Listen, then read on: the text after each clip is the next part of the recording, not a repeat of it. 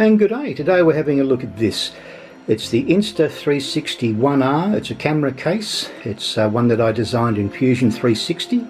It's obviously to be held in a vertical position.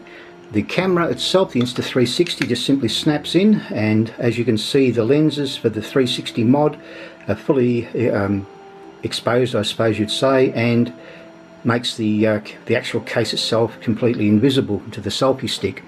The little cold shoe there is basically so you can pop in a microphone if you like, and it's got one other little feature in here, is that the lens cover, the rubber boot, fits over the top as well, so it can actually be carried as such, and you don't have to have the actual microphone attached if you don't want. I thought I might add just a little bit of well, stuff in here for you to have a look at.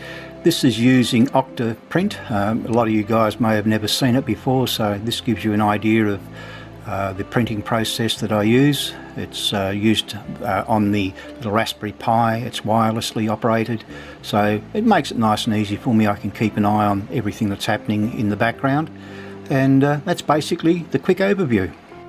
And I've printed it out, and we still have the bits and pieces still attached to it, so I've still got the brim and the supports, so you just tear it all off.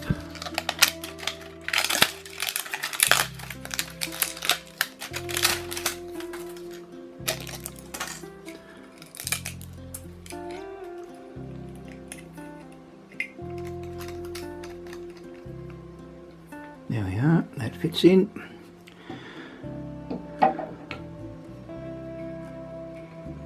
Yep, no dramas there. And there we are, so it fits in the vertical position quite nicely on the selfie stick. And the little cold shoe, which is this thing here, is fully functional, as you can see.